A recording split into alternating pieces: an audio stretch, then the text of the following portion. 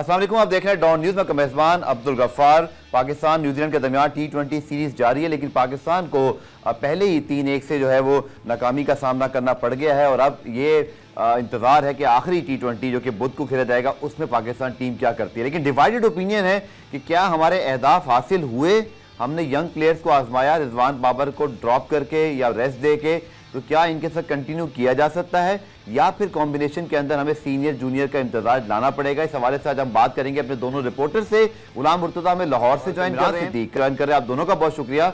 गुलाम मुर्तजा, पहले मैं आपके पास आता हूँ, खबर भी दे दीजिएगा कि तय तो ये पाया था कि इसी टीम को आगे कंटिन्यू करना है, लेकिन हमारे यहाँ जब शिकस्त होती है तो उसके बाद प्लान चेंज हो जाते हैं। अब आपको क्या लगता है, रिजवान बाबर पहुंच तो गए हैं न्यूजीलैंड, ये पहुंचने वाले होंगे वनडे सीरीज के लिए, बट आने वाले T20 सीरीज स्पेशली अगर हम एशिया कप की बात करते हैं जहां तीन पाकिस्तान इंडिया मैच भी जो है वो पॉसिबल हैं, क्या लगता है आपको, क्या इन दोनों में से किसी एक की दोनों की वापसी हो सकती है या इसी यंग टीम को कंटिन्यू किया जाएगा? किसी की भी वापसी हो सकती है और आकिब जावेद की जानिब से बाकायदा तौर पे कहा गया था कि 15 रुकनी जो स्क्वाड है T20 का जो न्यूजीलैंड के लिए ऐलान किया गया है, तो उनके अलावा 10 प्लेयर और भी हैं, 25 प्लेयर टोटल हैं जो पूल का हिस्सा बनाया गया है, उन लोगों को भी आजमाया जा सकता है। और दूसरा ये कि पाकिस्तान क्रिकेट बोर्ड की और बांग्लादेश क्रिकेट बोर्ड की निगोसिएशन चल रही है कि जो वनडे सीरीज पाकिस्तान ने मई में बांग्लादेश के साथ खेलनी है तो वो शायद T20 में तब्दील कर दी जाएगी। तो 5 T20 मैचेस खेले जाएंगे क्योंकि वर्ल्ड कप 2026 की तैयारी करनी है, तो इस हवाले से वनडे मैचेस शायद कन्वर्ट कर दिया जाए T20 में, तो ज्यादा तैयारी का मौका भी मिल जाएगा। तो बाबर रिजवान की भी वापसी हो सकती है क्योंकि PSL है, PSL में वो परफॉर्म करेंगे अच्छे स्ट्राइक रेट के साथ, और जो हमारी सिलेक्शन कमेटी है वो उनको कंसीडर लाजमी करेगी। कुछ और यंगस्टर भी है जिनको मौके दिए जा सकते हैं। ठीक है, मैं आपके पास आता हूं गुलाम मुर्तजा, पहले इमरान से बात कर लूं, फिर मैं आपसे पूछूंगा कि आने वाली सीरीज जो कंफर्मेशन हुई है क्या, ताकि लोगों का जिसका अंदाजा हो जाए। इमरान, आपको अगर मैं आपकी ओपिनियन लूं कि जो रिजल्ट रहे हैं अब तक, एक अच्छी इनिंग जरूर खेली हसन नवाज ने, लेकिन उसके अलावा हमने ये देखा कि न्यूजीलैंड की विकेटों पे इनएक्सपीरियंस बैटिंग लाइन को प्रॉब्लम हुई है, और श्रीलंका के अंदर अगर आप देखें तो T20 वर्ल्ड कप होना है, तो आपकी क्या राय है और लगता क्या आपको, जैसे गुलाम मुर्तजा ने कहा कि ऑप्शंस तो खुले हैं, लगता है, लेकिन मेरी अपनी ओपिनियन अगर आप मुझसे पूछे तो शायद आपको किसी एक प्लेयर को तो रखना चाहिए जो स्टेबिलिटी भी लाए, जो आपके लिए एक्सपीरियंस भी रखे, चाहे वो रिजवान हो या बाबर। आपकी क्या राय है? जी इमरान को हमारी आवाज मसूल नहीं हो रही, गुलाम मुर्तजा के पास ही वापस चलते हैं। गुलाम मुर्तजा प्लीज, जो हमारे देखने वाले हैं उनको ये तो पता है कि बुध को मैच है, उसके बाद 3 वनडे हैं और इस बार तो ईद वाले दिन भी शायद पाकिस्तान टीम मैच खेल रही होगी, लेकिन उसके बाद PSL के बाद अब तक कौन कौन सी सीरीज कंफर्म हुई हैं, जरा उसका अहाता कर दीजिएगा और उसके हवाले से बताइएगा। फिर टीम की अनाउंसमेंट तो खैर PSL के बाद ही होनी है। जी, टीम की अनाउंसमेंट PSL के बाद ही होगी और पाकिस्तान ने बांग्लादेश के खिलाफ 3 T20 मैचेस और 3 वनडे मैचेस की सीरीज खेलनी है मई में। तो बांग्लादेश क्रिकेट बोर्ड और पाकिस्तान क्रिकेट बोर्ड के दरमियान नेगोशिएशन चल रही है क्योंकि T20 वर्ल्ड कप 2026 में है, उससे पहले एशिया कप है, तो बांग्लादेश की टीम ने भी T20 की तैयारी करनी है, तो इस दफा एशिया कप भी T20 फॉर्मेट में होना है, तो इसलिए ज्यादा दोनों बोर्ड्स की जो प्रेफरेंस यही होगी कि जो वनडे सीरीज है उसे कन्वर्ट करके T20 में तब्दील कर दिया जाए। 3 मैचेस की बजाय 5 मैचेस T20 के खेले जाएंगे, तो ये पाकिस्तान क्रिकेट बोर्ड और बांग्लादेश क्रिकेट बोर्ड के दरमियान बातचीत चल रही है। होपफुली जल्दी इसके ऊपर फैसला कर लिया जाएगा, तो ये अच्छा इम्कान भी है कि ताकि अगर खिलाड़ियों को वर्ल्ड कप 2026 की तैयारी भी मिल जाएगी, एशिया कप की तैयारी भी मिल जाएगी, तो इसलिए पाकिस्तान क्रिकेट बोर्ड ने इसके ऊपर बातचीत शुरू कर दी है। दूसरा, आपने बाबर रिजवान की बात की, तो एशिया की कंडीशन में बहुत ज्यादा स्कोर भी होते हैं, लेकिन श्रीलंका की कंडीशन में स्पिन बहुत अच्छा होता है, तो स्पिन अच्छा होता है तो हमें एक्सपीरियंस प्लेयर की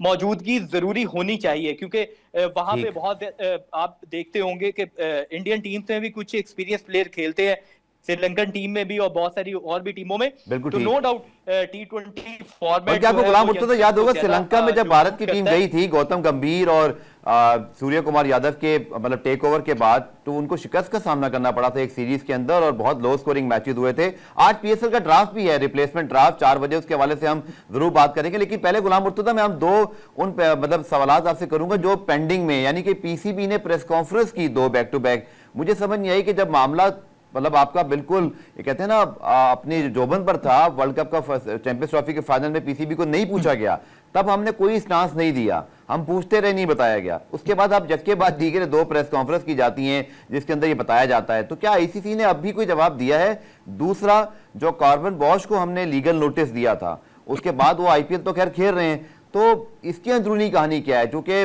हम उन्हें रोक तो नहीं सके, और दूसरा ये कि आगे के लिए पीसीबी क्या सोच रहा है?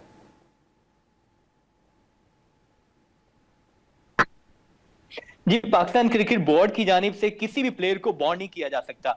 उनके साथ कॉन्ट्रैक्ट जरूर था, लेकिन अगर कोई ऐसी उसमें शिकें होती कि जो कॉर्बन बोश पाकिस्तान के सुपर लीग को छोड़ के ना जा सकते, तो आपको भी पता है कि बहुत सारे इंडियन क्रिकेट बोर्ड और आईपीएल की जो वो चमक धमक है, तो इंटरनेशनल प्लेयर्स वो छोड़ के पाकिस्तान, जरूर ये लेटर लिखा था, नोटिस भी दिया था, जिसका उन्होंने जवाब दिया। उन्होंने अपने जवाब में ये कहा है कि मुझे पैसे तो शायद पीएसएल से कम मिल रहे हैं आईपीएल में, लेकिन वो अपना फ्यूचर देख रहे हैं। तो ये कुछ बातें, और पाकिस्तान क्रिकेट बोर्ड ये चाहता है कि फ्यूचर में इस तरह को कोई मामला पेश ना आए, लेकिन आईपीएल के पैरेलल जब पीएसएल चलेगी तो इस तरह के मसाइल तो पाकिस्तान क्रिकेट बोर्ड को फेस करना पड़ेंगे। और पाकिस्तान क्रिकेट बोर्ड ने नोटिस भी इसी वजह से दिया था कि ताकि मजीद जो प्लेयर्स हैं वो इस तरह के कोई इकदाम ना उठा सकें।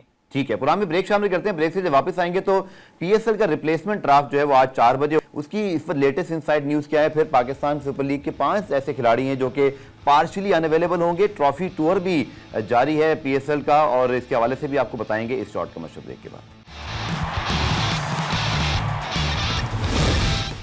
प्रोग्राम में खुशामदीद। पाकिस्तान सुपर लीग का रिप्लेसमेंट ड्राफ्ट आपसे कुछ देर बाद होगा। कल पीएसएल ने जो है वो अपनी एक ऑफिशियल प्रेस रिलीज जारी की, जिसमें कॉर्बन बॉश तो खैर विड्रॉ हो चुके हैं, लेकिन उसके साथ साथ रसी वंडर डुसन हैं, नाहिद राना है, और कुछ प्लेयर्स हैं जो कि पार्शियली अनअवेलेबल होंगे। गुलाम मुर्तजा से पूछते हैं, इसके बाद इमरान के पास चलेंगे। गुलाम मुर्तजा, 5 प्लेयर्स का जिक्र हुआ जो पार्शियली अनअवेलेबल होंगे, कब तक हमें जो है वो डिटेल पर चलेगी? लोग बड़ा इंतजार कर रहे हैं पाकिस्तान सुपर लीग के रिप्लेसमेंट ड्राफ्ट का। इसके साथ साथ ट्रॉफी टूर भी जारी है।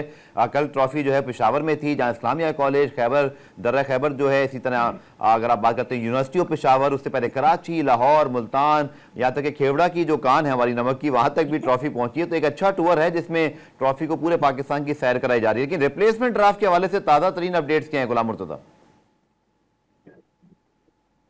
जी, रिप्लेसमेंट ड्राफ्ट आज शाम को होना है, और पाकिस्तान क्रिकेट बोर्ड ने जूम मीटिंग के ऊपर ये रिप्लेसमेंट ड्राफ्ट जो है वो कंडक्ट करना है।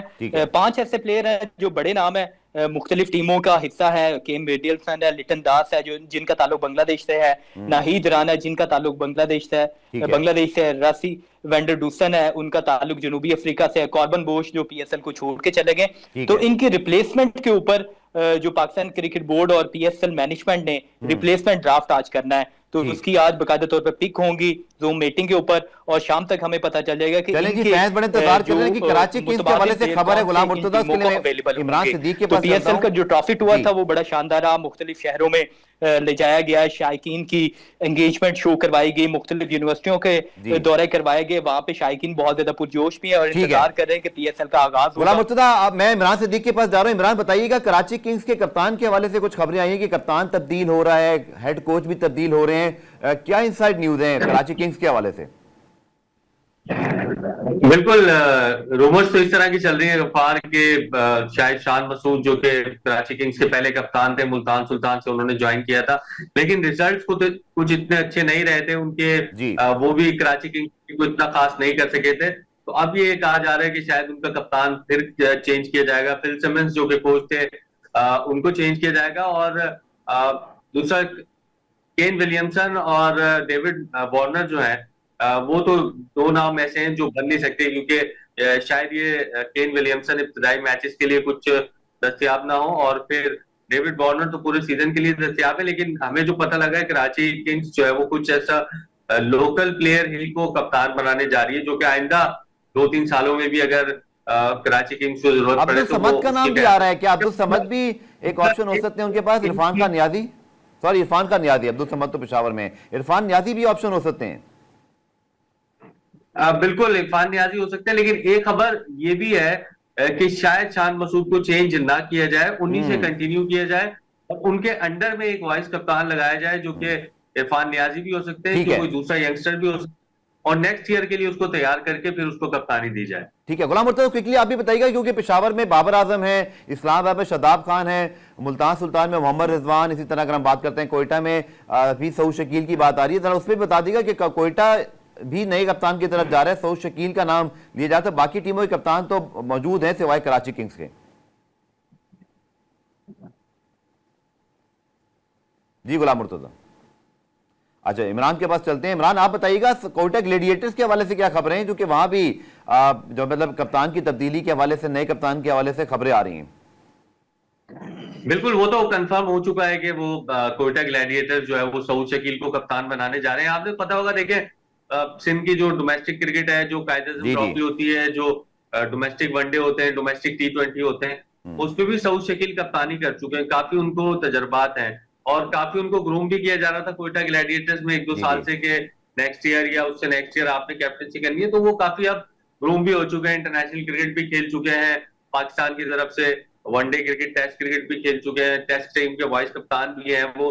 तो उनको कप्तान बनाया जा रहा है। उनके लिए भी एक लर्निंग कर्व होगा। ये T20 जाहिर है, आपको पता है कि क्विकली उसमें आपको डिसीजन लेने पड़ते हैं, क्विक आपको फैसले करने पड़ते हैं, तो थोड़ा सा उनके लिए भी चैलेंजिंग होगा ये। लेकिन अच्छी बात ये है कि एक लोकल को कप्तान बनाया जा रहा है। गैर मुल्की खिलाड़ी आपको पता है कप्तान बनते हैं तो फिर जो हमारे लोकल प्लेयर्स हैं उनमें लीडरशिप के स्किल्स जो है वो डेवलप नहीं होते। अब देखना है कि किस तरीके से रिस्पॉन्ड करते हैं सऊद शकील। एतमाद तो पूरा किया है कोयटा ग्लैडिएटर्स ने उनके ऊपर, किस तरीके से वो रिस्पॉन्ड करते हैं और किस तरीके के वो नताइज दे सकते हैं। क्योंकि कोयटा ग्लैडिएटर्स को भी हम देखें तो गुज़िश्ता 3-4 सालों में उनके नताइज भी कोई इतने खास नहीं है। वो प्ले ऑफ में क्वालिफाई नहीं कर पा रहे हैं कराची किंग्स के साथ साथ। तो देखते हैं कि क्या सऊद शकील अपनी टीम को 3-4 सालों के बाद या जो भी उनके नताइज हैं उसको बेहतर कर सकते हैं, उसमें तब्दीली ला सकते हैं, और क्या कराची किंग्स जो नया कप्तान बनाने जा रही है, क्योंकि देखें कंपेटिटिव होनी चाहिए। अब हो रहा ये है कि कोयटा ग्लैडिएटर्स और कराची किंग्स की खराब परफॉर्मेंस की वजह से आपको एक ऑब्वियस हो गया कि आपकी 4 टीमें। ठीक है, पाकिस्तान सुपर लीग का रिप्लेसमेंट ड्राफ्ट अब से कुछ देर बाद होगा, जिसका सब इंतजार कर रहे हैं, जो कि 5 से 6 पिक्स हैं। याद रखिएगा पेशावर ज़ल्मी ने अपनी 2 पिक रिजर्व की थी, इसी तरह इस्लामाबाद के पास कुछ पिक्स जो है वो होनी है, लेकिन 5 खिलाड़ी पार्शली अनअवेलेबल हैं। तो जैसी इसकी अपडेट आएगी इंशाल्लाह आपको बताएंगे। साथ साथ कराची के अंदर जो है वो रमज़ान एक्टिविटीज़ जो स्पोर्ट्स की हैं वो हमेशा की तरह जारी हैं। नाइट टूर्नामेंट्स हो रहे हैं और रमज़ान का जो गोल्ड फुटबॉल टूर्नामेंट है अब वो फैल्कन स्पोर्ट्स ने जो है वो कोयटा ने जीता है, और कराची में होने वाले इस फाइनल के अंदर मोहम्मद जुनैद ने जो है फैल्कन स्पोर्ट्स को बढ़ती, उसके बाद हिदायतुल्लाह ने जो है अपनी टीम को बढ़तरी को दोगुना किया, और उसके बाद जो है ये मैच उन्होंने मतलब जीत लिया फैल्कन स्पोर्ट्स कोयटा ने। और आप देख सकते हैं कि बहुत ज़्यादा शायकीन जो है मौजूद होते हैं इन स्टेडियम्स के अंदर। कराची में नाइट क्रिकेट के हवाले से भी ज़रूर कुछ सेगमेंट्स आपके साथ 1-2 प्रोग्रामों में, आने वाले प्रोग्रामों में शेयर करेंगे, लेकिन फुटबॉल एक्टिविटी आपके सामने मौजूद हैं। और फैल्कन जो स्पोर्ट्स कोयटा है उसने ये रमज़ान गोल्ड कप जीता है। प्रोग्राम रिप्ले में आज के लिए इतना ही। कल PSL की अपडेट के साथ दोबारा हाजिर होंगे, तब तक के लिए अल्लाह हाफ़िज़।